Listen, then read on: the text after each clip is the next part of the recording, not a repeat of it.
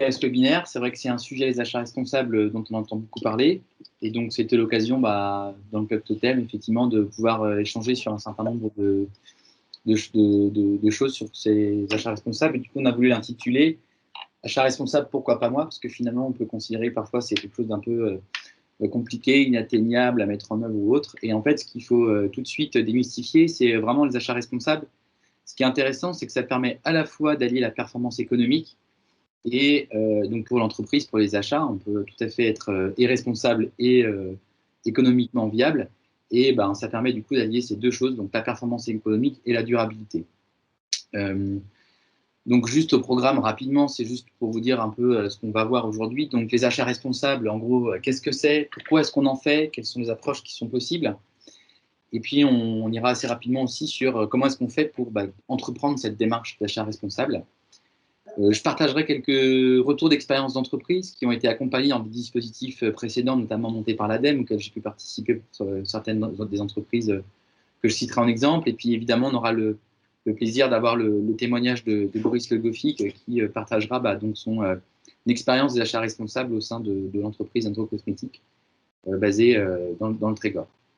Et puis, ce sera aussi l'occasion de finir le webinaire en présentant le défi partagé Achat responsable, qui est un défi partagé qui est piloté et financé par Bracefab, auquel je participe. Et donc, je pourrais vous montrer comment est-ce que votre entreprise pourrait être rentrée dans ce dispositif d'accompagnement qui va durer de maintenant jusqu'à avril 2022. Alors, pour rentrer dans le vif du sujet, donc on peut déjà donner quelques définitions un peu générales. L'important, c'est d'imaginer que les achats responsables, finalement, ça découle en fait de deux choses.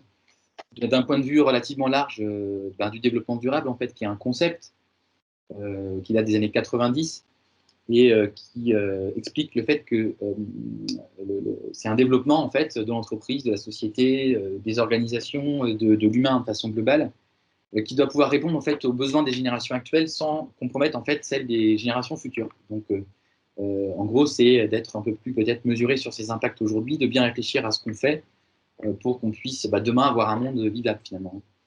Et puis après, ça s'est décliné en RSE, responsabilité sociétale des entreprises. Hein, c'est ça. Donc l'idée, c'est de mettre en œuvre ce concept de développement durable dans les organisations, quelles qu'elles soient d'ailleurs, entreprises, collectivités, associations ou autres.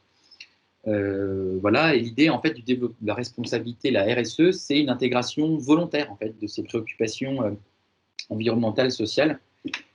Et puis l'idée aussi, c'est d'inclure les parties prenantes de l'entreprise. On n'est pas uniquement sur soi, mais on réfléchit aussi dans un environnement plus large en incluant ses parties prenantes en amont, c'est-à-dire ses fournisseurs, mais aussi ses clients, ses actionnaires, ses salariés, etc., etc. Toutes les personnes qui agissent autour de l'entreprise. Et nécessairement, les achats, vous savez, prennent de plus en plus de place en fait dans la vie des entreprises. Il y a encore quelques dizaines d'années, ça pouvait représenter 30, 40, 50% du chiffre d'affaires d'une entreprise. Aujourd'hui, dans beaucoup d'entreprises industrielles, ça peut représenter jusqu'à 80% de ton chiffre d'affaires. Et donc, naturellement, les achats responsables participent à la mise en œuvre, on va dire, de cette responsabilité sociétale des entreprises. Voilà. Et donc, si on pouvait le résumer, c'est finalement une démarche de progrès qui s'inscrit aussi dans une recherche de performance globale. L'idée, c'est de réfléchir les achats comme étant impactants, les choix qu'on va faire au niveau des achats sont impactants au niveau de l'environnement, du social et de son impact économique, notamment de tout ce qu'on va pouvoir agir avec ses fournisseurs. Et donc, du coup, on peut le rendre positif. On le réfléchit aussi d'un point de vue plus sur le cycle de vie. Voilà un peu les définitions qu'on peut en avoir. Donc, on part d'une définition assez générale du développement durable pour finir par intégrer les fournisseurs aussi dans cette démarche. On a la chance d'avoir depuis maintenant 2 ans, si je ne dis pas de bêtises, une norme, qui est la norme ISO 20400, qui n'est pas une norme certifiable comme peut être par exemple une très connue qui est la 9001 ou d'autres normes qui peuvent toucher à l'environnement comme la 14001 ou d'autres. Celle-ci n'est pas certifiable, c'est une forme de guide de bonne pratique, comme l'ISO 26000 aussi, qui elle concerne les achats, enfin pas les achats, mais la RSE dans sa partie plus globale de l'entreprise. La 20400, c'est la déclinaison de la 26000 spécifiquement pour les achats. Donc je vous ai remis ici finalement les 7 questions centrales de l'ISO 20400.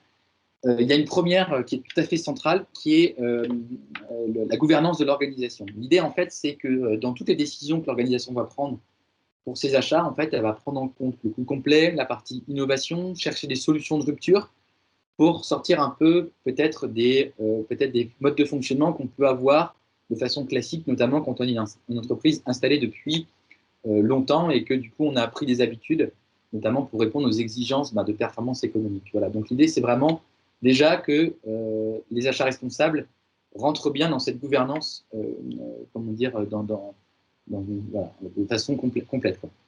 Et puis après, on retrouve ici, tout autour de cette gouvernance de l'organisation, des questions qu'on retrouve dans la RSE de façon plus globale. La première d'entre elles, auquel on pense en premier, mais ce n'est pas la seule, c'est l'environnement. Donc, c'est faire en sorte qu'on fasse en sorte que la pollution soit la plus minime possible, qu'elle n'existe pas, qu'on fasse une utilisation raisonnée des ressources, qu'on fasse attention à la biodiversité. Tout ce genre de questions peut être impacté par nos achats.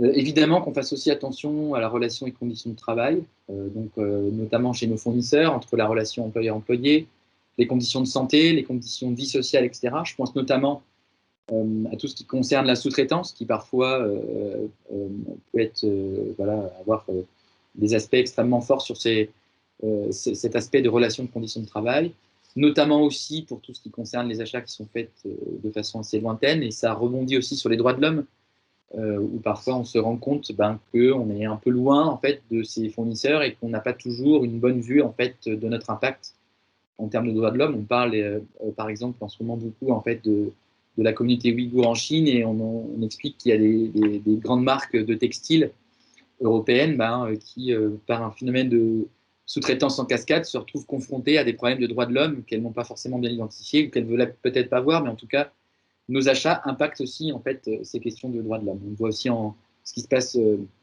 en Birmanie en ce moment aussi avec Total. Voilà. Donc ce genre de question, elle est tout à fait au cœur de ces préoccupations d'achat responsable.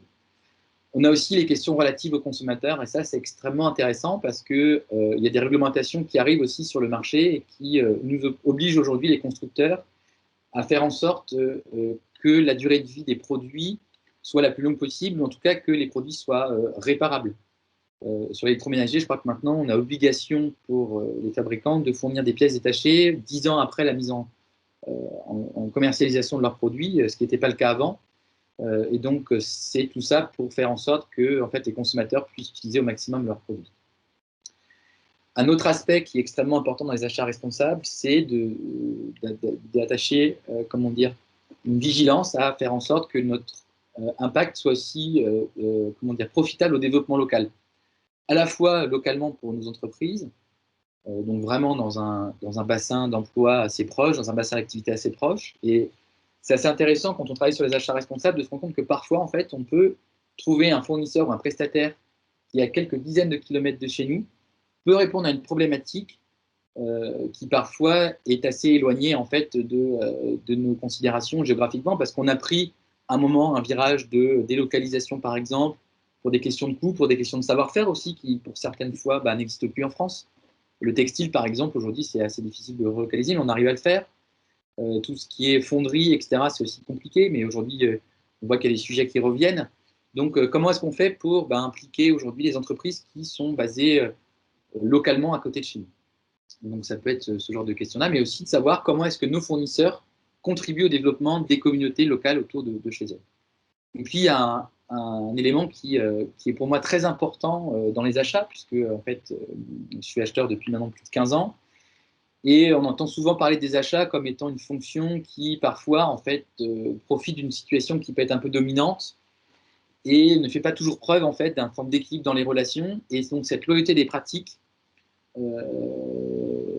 c'est un élément essentiel aussi des achats responsables. Donc, ça veut dire, même de façon beaucoup plus importante, c'est de lutter contre la corruption, de faire en sorte d'avoir des relations équitables, d'avoir de la concurrence loyale vis-à-vis de ses fournisseurs, de respecter les droits de la propriété. Tous ces éléments-là font partie de ce qu'on appelle la loyauté des pratiques également. Donc voilà, c'est cette question centrale en fait de l'ISO 20400, on va dire, dresse déjà un portrait ou en tout cas une bonne photographie de ce qu'on peut attendre en fait des achats responsables pour l'organisation.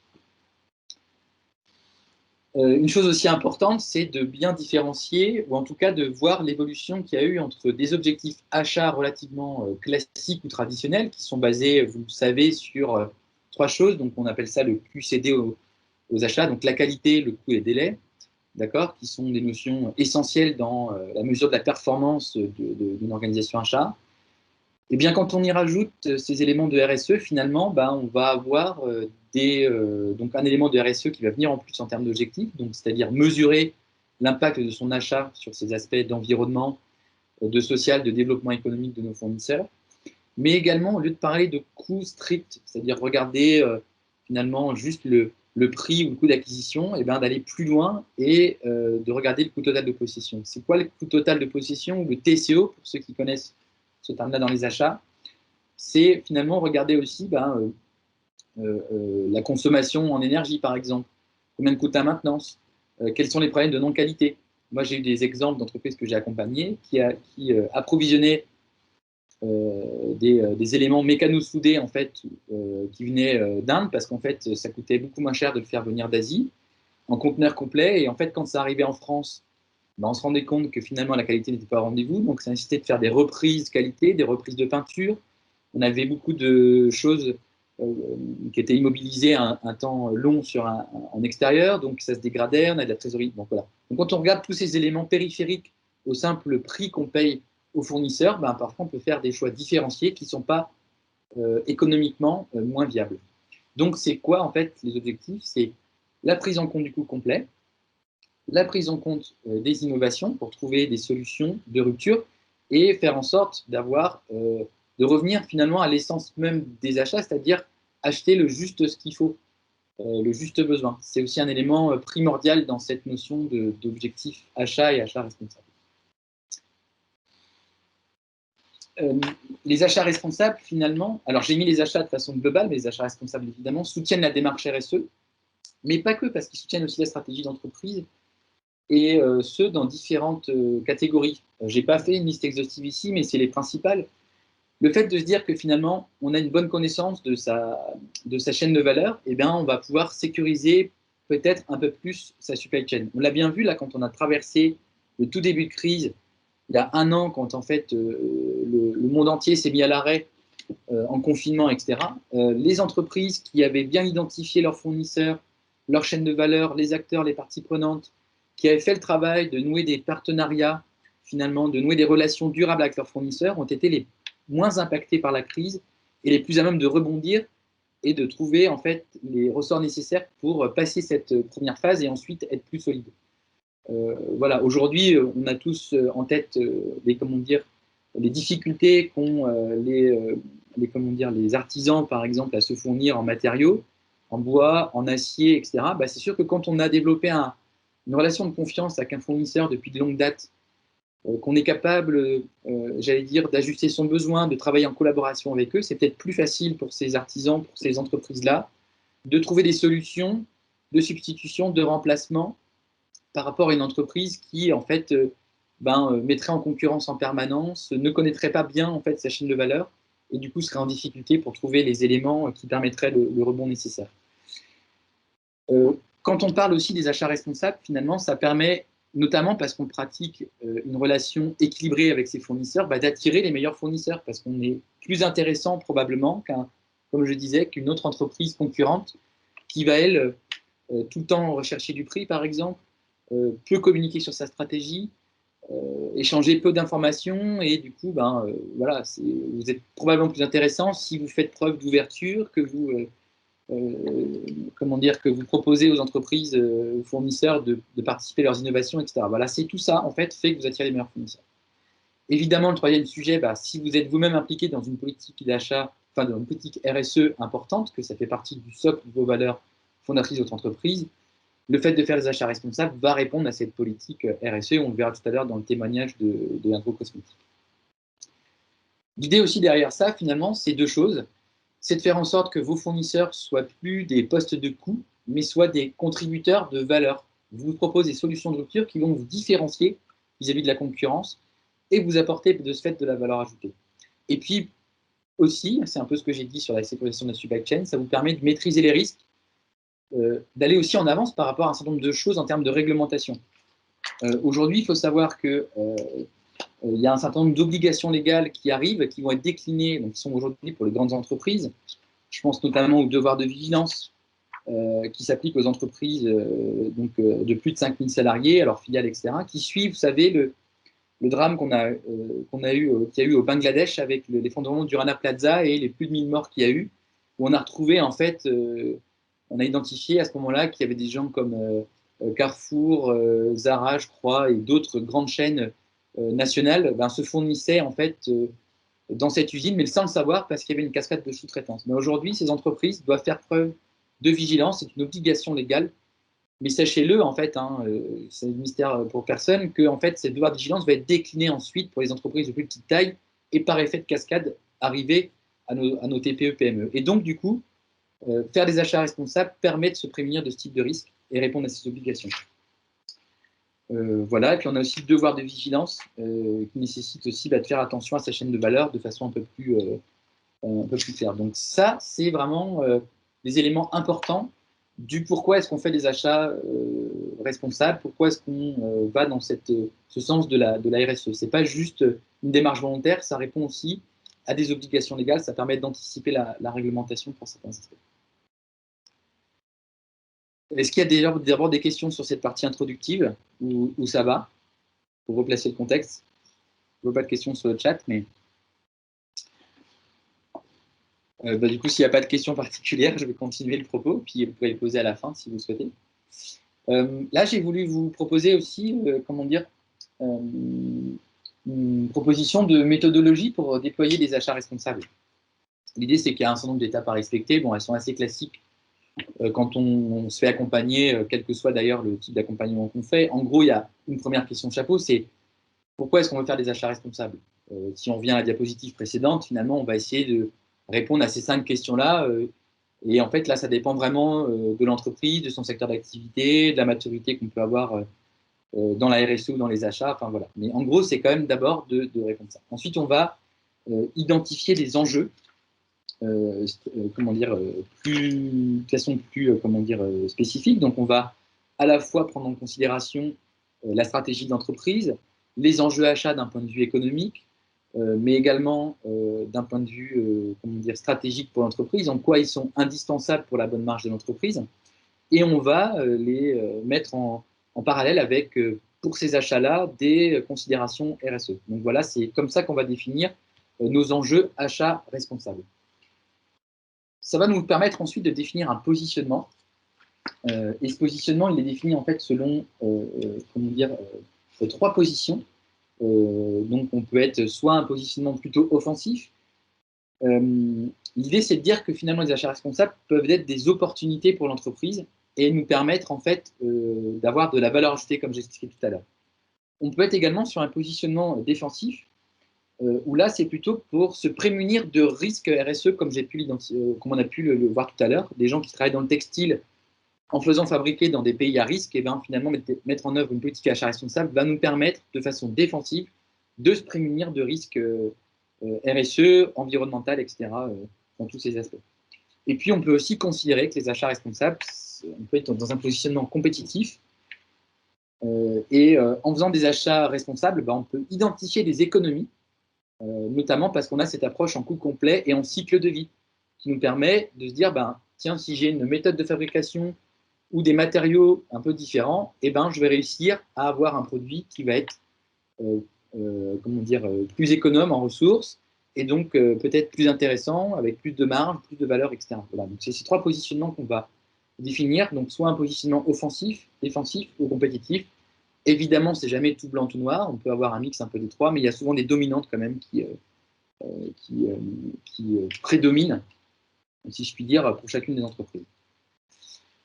Ensuite, on va prioriser nos familles d'achat sur lesquelles on veut travailler en priorité. Donc, c'est par rapport à ces enjeux, par rapport au positionnement, par rapport à la difficulté qu'on peut avoir à les mettre en œuvre aussi. On ne va pas commencer tout de suite par se dire qu'on va, par exemple, changer complètement notre chaîne d'approvisionnement et tout relocaliser en France, parce qu'on sait que ça peut être très long, qu'il va falloir identifier des acteurs qu'on n'a pas aujourd'hui dans notre panel, etc.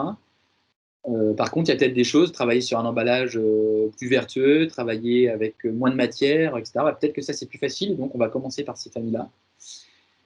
Donc on priorise ces familles d'achat-là par rapport effectivement aux bénéfices que ça peut nous apporter dans cette démarche d'achat responsable et aux investissements que ça nécessite de mettre en œuvre pour les atteindre. Ce qu'on va travailler aussi, c'est l'inclusion de la RSE dans le processus achat.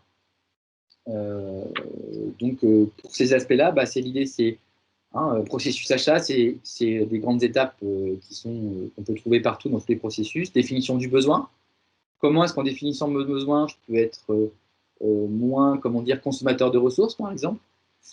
Ça peut être ce genre de questions. Comment je peux plutôt définir mon besoin de façon fonctionnelle plutôt que technique pour essayer justement d'ouvrir en fait les possibilités en termes de réponse et donc d'ouvrir à des solutions de rupture, à l'innovation. La RSE, bah, ça va être aussi dans la sélection des fournisseurs, inclure des critères RSE, la proximité géographique, la taille de l'entreprise, ses actions en termes de RSE aussi, d'environnement, comment est-ce qu'elle traite ses salariés, etc., toutes ces questions-là. Ensuite, bah, ça va être de trouver peut-être un produit ou une machine ou autre qui va consommer le moins d'énergie possible. Donc, comment est-ce qu'on met des critères RSE dans le choix de la solution technique qu'on va mettre en œuvre, donc en réfléchissant toujours dans cette façon de coup complet. Et puis après, bah, c'est quel type de relation je veux avoir avec mon fournisseur, on l'a expliqué. Et puis en tout dernier lieu, c'est un peu ce qu'on met à la fin, c'est bah, comment je contrôle, quel type d'indicateur je vais mettre en œuvre en fait pour mesurer cette performance achat responsable. Et donc là, on va y inclure des notions effectivement de RSE dans ces critères, au-delà de l'aspect simplement, comme je disais tout à l'heure, de qualité, de coût et de délai. Donc là, je suis un peu avancé, mais l'idée aussi à la toute fin, c'est aussi de mettre en place des outils de suivi sur les achats responsables. L'idée qui me vient comme ça, on avait décidé de mettre en place une charte achat responsable dans une entreprise industrielle. Bah, un des critères qu'on avait rajouté dans le tableau de bord des acheteurs, c'était de dire quel est le pourcentage du chiffre d'affaires qui est couvert par ces chartes achats responsables. Combien de fournisseurs l'ont signé, d'accord, quelle est la distance géographique moyenne entre moi et mes fournisseurs, etc. etc. Voilà.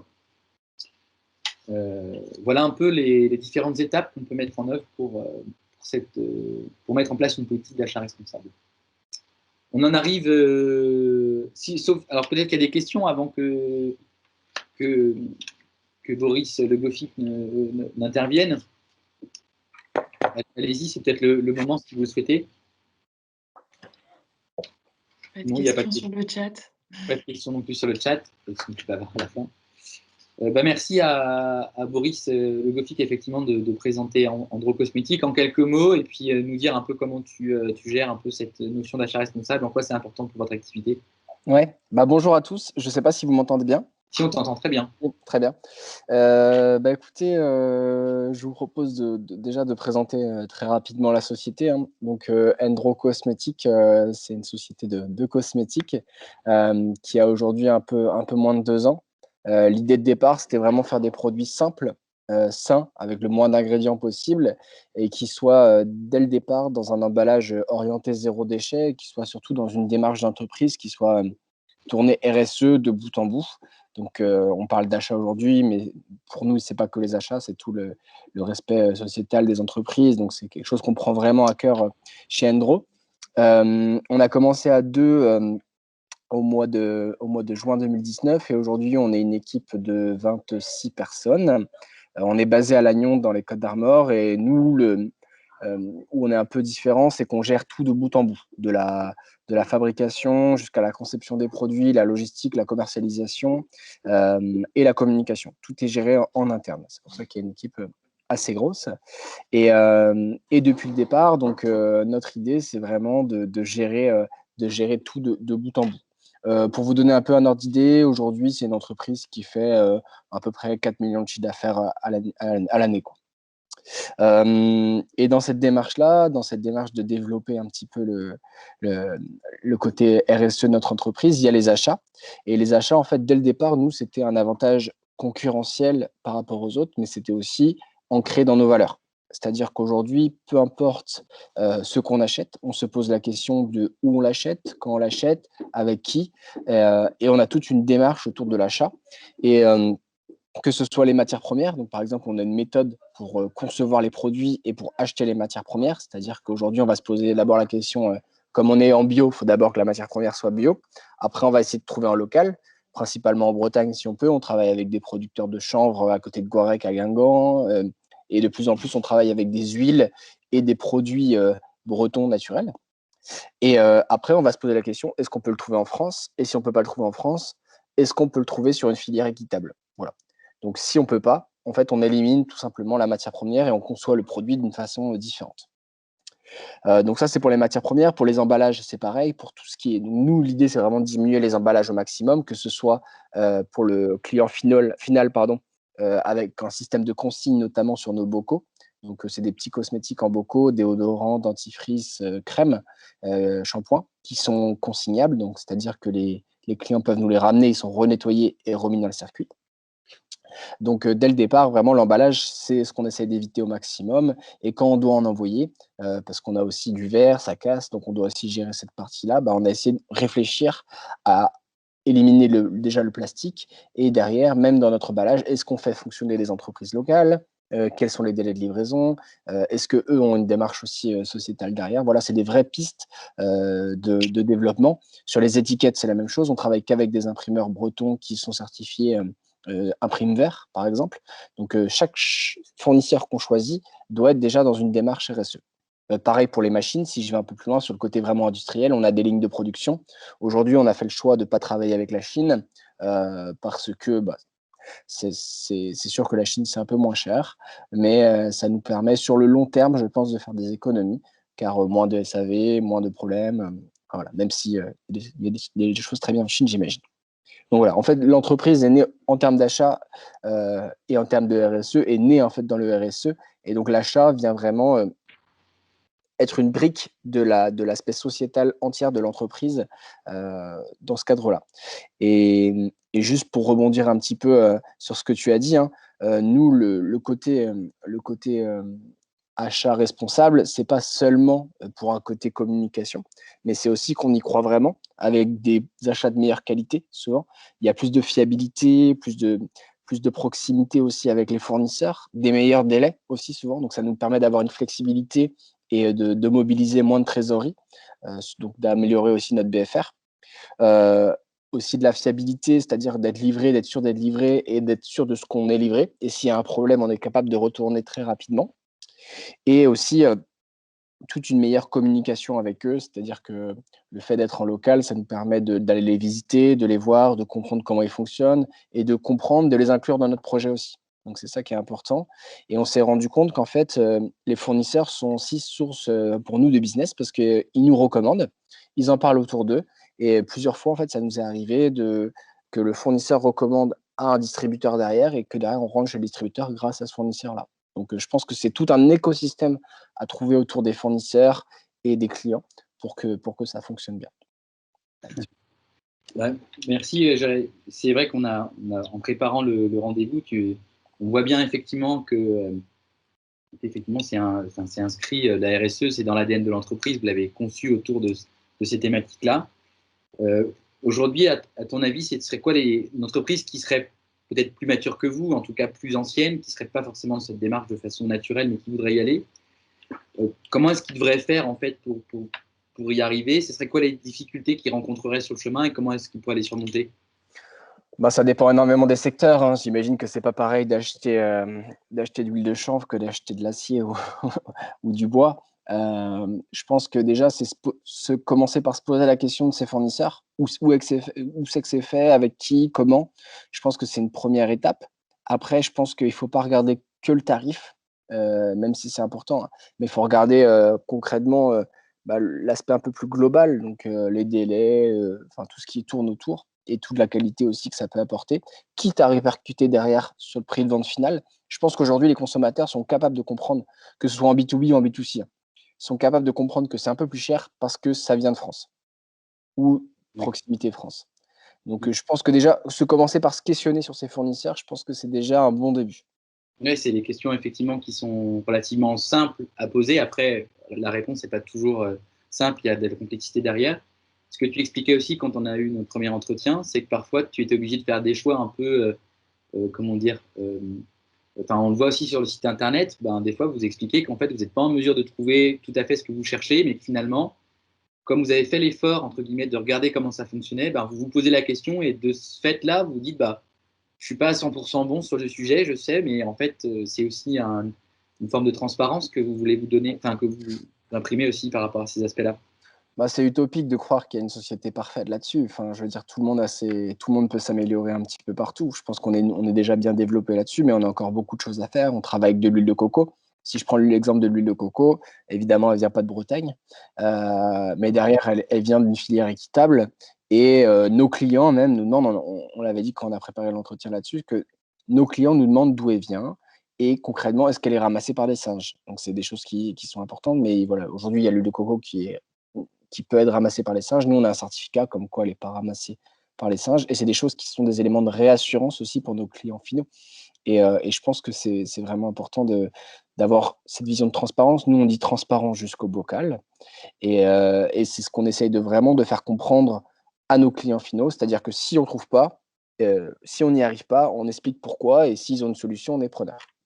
D'accord, c'est intéressant du coup, effectivement, ce pragmatisme, finalement, on ne doit pas essayer à tout craint en fait de faire 100% des cases en disant chouette, j'ai tout réussi. Non, on sait très bien qu'on ne va pas réussir à tout faire.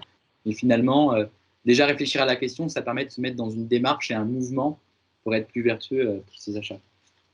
Et si certains participants veulent poser des questions aussi à Boris, ça peut être l'occasion de le faire. Moi, je trouve ça très intéressant parce que finalement, oui, certes, vous êtes une entreprise qui, dès le départ, s'est fondée là-dessus, mais vous êtes aussi ancré dans une réalité de développement économique. Et quand on voit qu'aujourd'hui, vous avez 26 salariés, 4 millions d'euros de chiffre d'affaires avec 2 ans d'entreprise, c'est aussi que vous avez réussi finalement à trouver votre place et votre équilibre économique, et même plus, en ayant, je veux dire, une démarche extrêmement poussée sur ces sujets. Donc c'est tout à fait possible pour un grand nombre d'entreprises de le faire aussi. Bah, c'est notre objectif depuis le départ de montrer qu'on est capable de penser RSE tout en étant une entreprise viable, tout en étant une entreprise qui peut être performante au niveau économique. Et que même ce qu'on essaie encore plus de montrer, c'est que c'est ce côté RSE qui nous fait être performants au niveau économique. Ouais. Et c'est ça qui nous différencie aujourd'hui des autres. Enfin, des autres, d'une partie des autres. Il y en a certains aussi qui sont sur ces sujets, effectivement. Mais ok, bah, merci Boris pour ce témoignage. Je voulais partager aussi, moi, d'autres exemples. Est-ce que vous voyez toujours ma présentation? C'est bon? Oui, merci Boris pour ce témoignage. Donc, quelques autres exemples d'entreprises peut-être de taille plus importante qui sont présentes sur leur marché depuis plus longtemps qu'un cosmétique, mais qui ont le mérite en fait d'avoir entrepris un certain nombre de démarches et qui ont réussi en fait en faisant ça à avoir aussi des gains économiques, mais aussi voilà, des aspects environnementaux, comment dire, avec moins d'impact. Le cas de Buzet, par exemple, c'est un négociant en vin dans le Bordelais de mémoire, je crois, et donc il s'est posé la question en fait d'avoir un impact environnemental plus faible, et donc il a démarré un dialogue avec ses fournisseurs, notamment de bouteilles, d'étiquettes et de bouchons en liège, ce qui correspond, et de carton aussi pour l'emballage des bouteilles. Il a analysé son cycle de vie en fait, et du coup il s'est retrouvé à proposer une bouteille en fait en verre qui soit allégée, un emballage carton qui était quasiment 100% cyclé ou en tout cas recyclable, du bouchon 100% liège plutôt que du bouchon plastique comme il pouvait avoir, et puis une impression numérique des étiquettes, donc ce qui a fait moins de gâchis puisque du coup on peut tirer en petite série.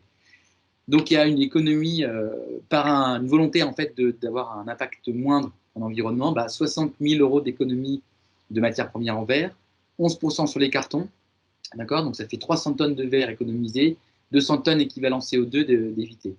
Et puis des tâches facilitées aussi pour les opérateurs, puisque de fait, l'épaisseur de la bouteille étant moins importante, et les cartons de vin étaient aussi moins lourds. Donc pour les opérateurs, on a un risque de TMS, réduit. Jemont Électrique Maintenance, donc ils font du bobinage de rotor et stator, je la fais très courte, qui sont basés à Carquefou à côté de Nantes. Donc avec eux, en fait, je les ai accompagnés pour faire une étude de coût complet, notamment sur un boîtier en fonderie, en fait, qui produisent en petite série, enfin demi-série, on va dire, qui sont présents dans les ballasts de chemin de fer et qui permettent au train, quand il passe, en fait, de signaler sa présence au poste d'aiguillage. Et finalement, cette fonderie, en fait, venant d'Inde, il y avait des problèmes de qualité.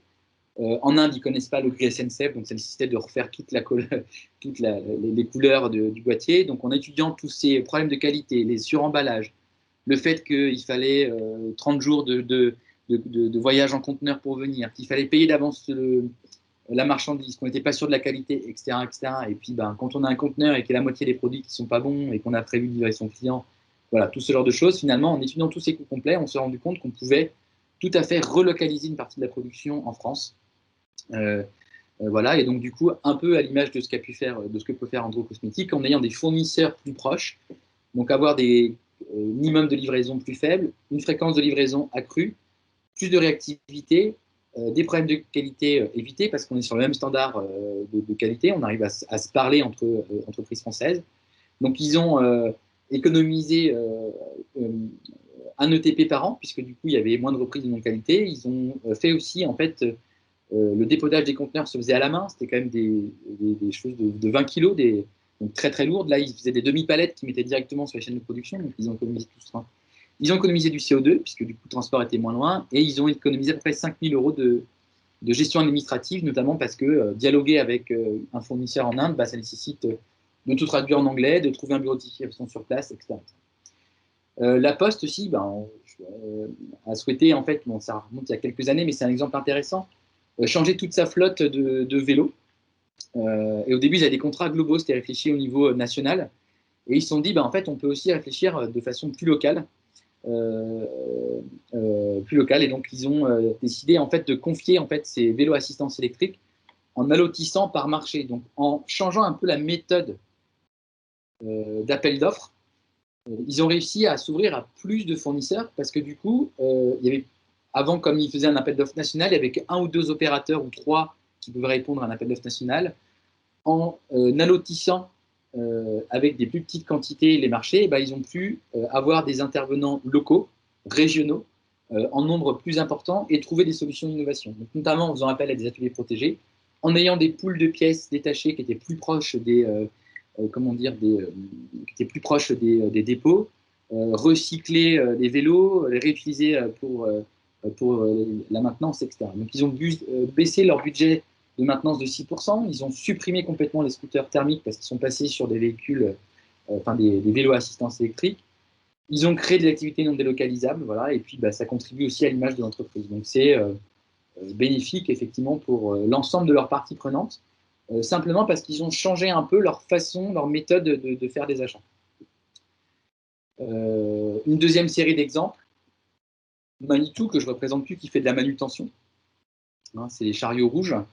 Donc là, ils ont entrepris de relocaliser aussi une partie de la production, notamment sur les contrepoids que vous avez à l'arrière qui permettent de faire en sorte que le chariot soit équilibré. Donc c'est de la fonte qui est ensuite peinte. Et voilà. Donc, avant, par exemple, ils ont refait une définition du besoin avec leurs fournisseurs et ils ont supprimé toutes les opérations qui n'avaient pas de valeur ajoutée. Par exemple, le fait de dire, avant, ils voulaient avoir un chariot qui sortait d'usine de chez eux, impeccable, tout rutilant, bien lisse au niveau du contrepoids. Donc ça veut dire que le contrepoids, quand il sort de la fonderie, voilà, il y a des aspérités, le moule fait que c'est pas régulier. Donc ils avaient une phase de reprise en fait manuelle pour pouvoir faire une belle quelque chose de bien carrossé. Et bien finalement, en supprimant cette étape qui était très pourvoyeur de main d'œuvre, ils ont pu baisser considérablement le coût et donc relocaliser en fait ces poids-là. Donc en révisant les besoins fonctionnels, ils ont réussi à relocaliser, à faire des gains sur la main d'œuvre, à supprimer en fait le masticage, donc à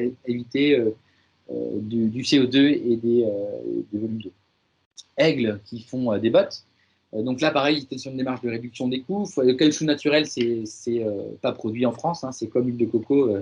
Aujourd'hui, on n'a pas de forêt de caoutchoutier. Hein, c'est plutôt donc dans les zones tropicales, avec une forte pression sur l'environnement pour justement subvenir à tous ces besoins-là. Et donc ils se sont dit, en fait, quand ils faisaient en fait une semelle en caoutchouc, en fait, c'est une empreinte dans une grande plaque de caoutchouc, et tout ce qui est entre les empreintes, les semelles de caoutchouc, c'était jeté avant, donc du caoutchouc vierge qui était déjà, utilisable, mais qui était jeté. Donc ils ont décidé de reconsidérer en fait ce déchet comme une nouvelle matière et d'en incorporer une partie en fait dans leur caoutchouc brut. Et donc du coup, ils ont réussi à diminuer en fait leur emprise environnementale en diminuant cette part de caoutchouc naturel. Ils ont baissé leur consommation d'eau aussi. Et puis, évidemment, ils ont réduit leurs déchets, ils se sont garantis un peu plus leur sécurité, leur approvisionnement. Une autre entreprise aussi que j'ai accompagnée qui s'appelle Chauvaport, qui est basée à Beauport-en-Mauges, donc à côté de Cholet, dans la région par là-bas. Donc, ils font des portes d'intérieur. Et donc, c'est un marché qui est extrêmement bataillé. Ils sont en concurrence avec des fabricants d'Europe de l'Est, donc avec des coûts de main-d'œuvre bien moindres. Alors, c'est très automatisé quand même chez eux, mais tout de même, donc, il y a beaucoup d'emballages. Donc, ils ont réuni leurs clients, en fait, et ils se sont dit, bah, en fait, de quoi avez-vous besoin? Donc, ils ont réuni des gens comme Leroy Merlin, Castorama, ces gens-là qui revendent des portes. Il faut savoir que les portes, elles arrivent emballées individuellement pour les protéger. Ça permet sur le chantier qu'elles ne soient pas dégradées pendant les phases de peinture, etc. Mais elles sont suremballées également par l'eau de 10 ou de 20 sur des palettes avec beaucoup de fils, etc. Et finalement, ça sert juste pour le transport entre chez Chauvat et dans les magasins. Et donc, en réfléchissant de façon fonctionnelle à l'emballage de ces portes, ils ont diminué en fait les besoins d'emballage et ils ont réutilisé des emballages qu'ils avaient de leurs propres fournisseurs. Des palettes, par exemple, parce qu'ils se font livrer des panneaux de porte et ensuite ils mettent des tasseaux, ils collent les deux panneaux. Et donc, ces palettisations qui servaient à livrer les panneaux, bah, ils les jetaient avant. Et dans leur chaîne de fabrication, ils construisaient des palettes pour les portes neuves après. Donc, il y avait une forme d'aberration de jeter une palette qui était probablement réutilisable. Voilà. Donc, ils ont diminué comme ça les emballages bois et les emballages plastiques. Donc, 17 tonnes de plastique éliminées, 40 mètres cubes de bois évités et 72 tonnes d'émissions de CO2 évitées. Donc, en plus, Chauvat est dans une démarche RSE assez importante, notamment la récupération de chaleur pour leurs machines, ils ont diminué leur consommation de colle, etc., etc. Et donc, ça correspondait tout à fait aussi à cette démarche à la fois d'optimisation de leur outil de production, de baisse des déchets. Et voilà, donc c'est à la fois cette réflexion avec les parties prenantes a permis de faire toutes ces économies. Donc, on voit pour ces 6 exemples-là, et aussi avec le témoignage de Boris pour Andro Cosmétiques, qu'on y arrive, en fait, ces entreprises-là y arrivent, parce qu'en fait, elles ont décidé de s'ouvrir aussi à leurs fournisseurs, à leurs parties prenantes, de réfléchir à leurs besoins fonctionnels, de se dire, ai-je vraiment besoin du produit? Comment je peux faire pour utiliser une ressource que j'ai déjà extraite, etc., etc. Donc, on est dans une démarche qui transcende un peu juste la notion de achat-approvisionnement, quoi. Finalement, on dépasse un peu ce stade-là. C'est ça aussi la vertu de mettre en place une politique d'achat responsable. Voilà, j'en ai fini pour cette partie, j'allais dire, présentation de comment est-ce qu'on fait pour mettre en place les achats responsables. S'il y a des questions, n'hésitez pas à les poser. On en arrive un peu au terme de la présentation. Donc là, je souhaitais vous présenter de façon un peu opportune, maintenant qu'on a dit ça et qu'on a envie d'y aller, si on est une entreprise industrielle, on est dirigeant aujourd'hui d'une TPE ou d'une PME en Bretagne, comment je peux faire pour y aller? Comment dire, à partir d'aujourd'hui, là, c'est déjà ouvert aux inscriptions, c'est officiel quasiment. Donc, BraceFab, qui est un dispositif financé par la région, qui accompagne les PME bretonnes sur tout un tas d'amélioration de l'industrie, propose un défi partagé donc sur cette notion d'achat responsable. On a 2 ambitions qu'on veut partager avec vous, c'est d'aider les entreprises à mettre en place cette politique achat responsable et puis de construire une communauté aussi d'acheteurs industriels responsables, donc faire en sorte qu'après cet accompagnement, vous puissiez continuer à échanger au sein d'une communauté et permettre comme ça de continuer à vous améliorer. Parce que finalement, c'est une marche permanente vers l'amélioration, ces achats responsables. À l'issue du parcours, on va écrire ensemble de façon collective, c'est 10-15 entreprises qu'on va accompagner, un cadre de référence de bonnes pratiques qu'on pourra partager. Et comme on va avoir des entreprises industrielles de plein de secteurs d'activité différents, des gens qui viendront dans ce cadre de référence pourront en fait finalement se raccrocher à des exemples qui pourront être inspirants pour eux.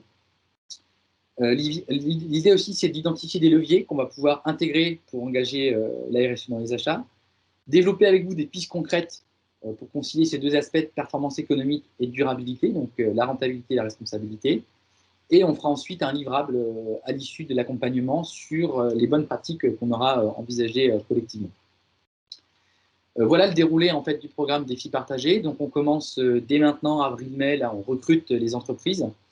Donc la candidature est très simple, c'est un tout petit formulaire à remplir pour voir si vous êtes éligible à BraceFab. Une fois que cette partie-là est validée, qui prend, on va dire, 48-72 heures à faire, c'est très simple. On prend un rendez-vous, donc je suis consultant pour l'affaire et Magali Chenel aussi l'est également. Donc on prend rendez-vous avec vous, avec un premier rendez-vous sur votre site industriel dans lequel on va identifier, diagnostiquer en fait déjà des premières choses sur les achats responsables, quelles sont vos premières préoccupations en tant que chef d'entreprise, etc., etc. Ensuite, on va se retrouver fin juin pour un atelier collectif qui va permettre de vous donner quelques notions théoriques, d'exemples, etc. sur les achats responsables. Donc, il y aura forcément un peu de redite par rapport à ce que je dis aujourd'hui, mais on va peut-être poser certaines définitions. Et surtout, après, on va travailler un atelier collectif pour déjà que vous puissiez mieux vous connaître.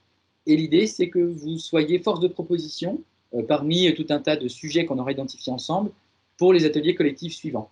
Puisqu'on aura un atelier collectif en septembre 2021 qui permettra d'aborder un sujet. Donc, ça peut être par exemple l'analyse de cycle de vie, comment mettre en place une contractualisation qui soit, j'allais dire, équilibrée avec ses fournisseurs. Ça fait partie aussi des. C'est quoi les tableaux de bord achats responsables, comment sourcer des fournisseurs RSE, etc., etc. Ça peut être plein de sujets que vous allez identifier ensemble et qu'on va pouvoir traiter de façon collective aux ateliers suivants. L'idée, c'est de mixer en fait ces ateliers collectifs dans lesquels vous allez pouvoir partager votre progrès avec les autres, échanger vos pratiques et votre processus de maturité sur ces achats responsables, et en même temps des rendez-vous individuels sur site pour être vraiment au plus proche de vos réalités de terrain et de vos problématiques pour répondre vraiment à votre besoin en fait, de mettre en place cette politique achat responsable. Une chose sur laquelle il faut que vous soyez tranquille aussi, c'est qu'on recrute tout type d'entreprise industrielle. À partir du moment où vous avez un processus de fabrication, vous rentrez dedans, donc de l'agroalimentaire, de la métallurgie, des produits cosmétiques, pourquoi pas, enfin voilà, il y a tout. Et quelle que soit la maturité achat ou RSE, on a des entreprises aujourd'hui qui s'engagent avec nous, qui sont déjà assez avancées sur un certain nombre de thématiques RSE globales de l'entreprise, mais qui veulent vraiment avancer sur les achats responsables, d'autres qui ne sont pas du tout matures sur ces sujets, mais qui se posent des questions et qui se disent, tiens, si je vais sur les achats responsables, et finalement, ça permettra aussi d'impulser en fait, cette notion de RSE. Voilà. Donc, c'est vraiment ouvert à tout le monde. L'idée, c'est de vous accompagner de maintenant jusqu'à avril 2022, qui sera la fin du défi partagé. Les conditions, les modalités, donc c'est simple, c'est 4 jours d'accompagnement, donc 1 000 € hors taxe, c'est le coût, j'allais dire, normal pour de l'accompagnement individuel. La prise en charge par Brightfab, c'est 700 €, donc il vous reste en charge 1 200 € en accompagnement individuel. Tous les jours d'accompagnement collectif sont pris en charge par Brightfab, donc finalement, votre reste à charge, vous, entreprise, pour 8 jours d'accompagnement, c'est 1 200 €, donc c'est vraiment rien du tout. Les conditions d'éligibilité, c'est d'être une entreprise manufacturière dans sa grande diversité aujourd'hui, d'avoir un chiffre d'affaires inférieur à 50 millions d'euros, d'avoir un effectif en dessous de 250 salariés et bien sûr d'être localisé en Bretagne puisque c'est un dispositif Brightfab. Voilà, je vous remercie pour votre attention. Je ne sais pas s'il y a des questions. Charlène, Boris, si vous voulez compléter mes propos. Si vous avez des questions, c'est le moment aussi. Ne pas hésiter. Non, pour moi, c'est clair. Hein. Je pense qu'on a fait le tour aussi sur les achats responsables. Je pense qu'il y a beaucoup d'autres choses à faire. Il y a des filières à développer aussi. Mais je pense que c'est intéressant déjà de commencer par se poser la question. Oui, c'est vrai. Moi, j'ai une question pour toi, Boris. Est-ce que un de tes clients a un jour trouvé une solution pour améliorer un achat? Est-ce que vous avez eu des suggestions? Alors, mieux que ça, je pense, c'est s'ils ont développé des produits qui reviennent en fait de nous. Enfin, c'est-à-dire que nous, on cherchait un tensioactif qui soit sans palme, qui soit vraiment un tensioactif particulier qui soit sans palme. Et du coup, ils ont sourcé, ils ont créé avec une boîte et maintenant ils commercialisent un tensioactif qui soit sans palme. Mais en fait, c'est en remontant le besoin qu'ils ont cherché à développer quelque chose, quoi. Donc ça, c'est les fournisseurs ou c'est des clients? C'est nous, donc en tant que client, on a fait remonter ça à notre fournisseur, qui a D'accord. cherché auprès de ses fournisseurs derrière et en fait, on a créé en fait, un besoin sur cette filière-là et depuis en fait, ça correspond en fait à beaucoup d'autres et du coup ça fonctionne bien, quoi. Oui, ça Super. permet de structurer un peu la filière finalement sur cet aspect-là. Ah. C'est ça. Vous étiez moteur sur le sujet. Là, Et en tant que fournisseur pour des particuliers, c'est-à-dire est-ce que des clients particuliers auraient trouvé des solutions ou suggéré des choses? Parce qu'on dit que l'intégralité des parties prenantes, c'est pas forcément que les fournisseurs, on a aussi les clients. Est-ce que vous avez une écoute sur le sujet? Bien sûr, on a beaucoup de retours, que ce soit parce qu'on travaille avec des particuliers, avec des professionnels, que ce soit en B2B, en B2C. On est beaucoup à l'écoute des solutions, des besoins. Il y a des choses qui sont réalisables, d'autres beaucoup moins. Mais en tout cas, on écoute et on prend tous les messages et des fois c'est source d'idées, c'est sûr. Donc que ce soit pour nous, sur des nouveaux produits, des nouvelles textures, des nouveaux des nouvelles matières premières. Donc, on fait vraiment attention, on est vraiment à l'écoute des besoins des clients, évidemment. Ok, merci.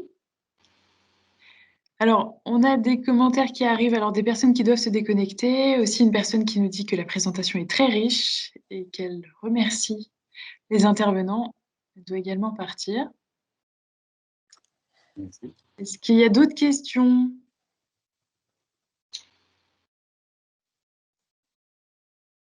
A priori, tout a été très clair. Peut-être. Il fallait laisser peut-être que quelques incertitudes pour laisser l'opportunité aux gens de poser des questions, probablement. C'est ça? Alors, une question. Comment mesurer l'éco-CO2? L'impact sur la partie, comment dire, oui, sur l'émission carbone, c'est ça Alors, il y a plusieurs outils qui existent, je ne les ai pas tous en tête là, mais il y en a qui existent, qui sont de notoriété publique et qu'on peut assez facilement trouver.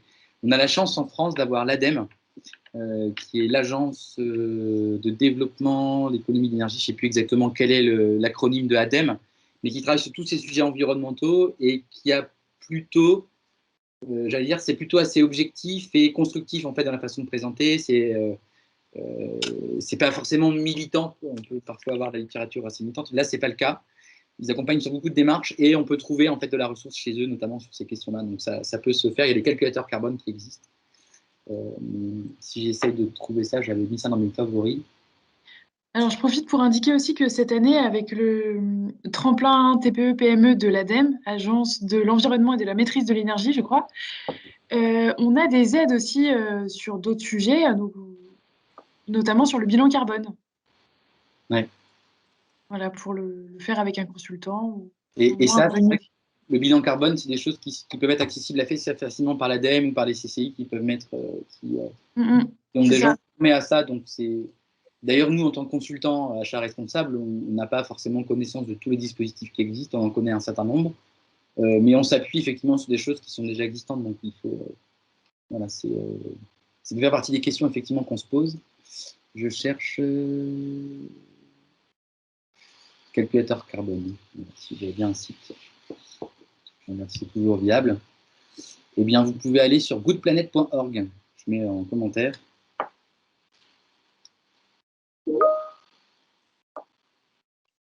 Voilà.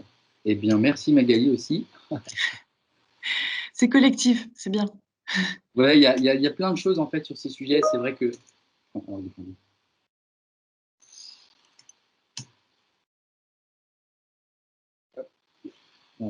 Donc on peut, d'ailleurs, sur ce calculateur carbone, on peut l'utiliser en tant que particulier ou en tant qu'entreprise. Donc c'est intéressant aussi pour soi de faire le calcul. Il y a plein d'autres choses qui existent, il n'y a pas que celui-là. C'est celui que j'avais enregistré, que j'avais vu. L'aide pour tremplin de l'ADEME. Oui, merci Magali. Voilà. D'autres questions?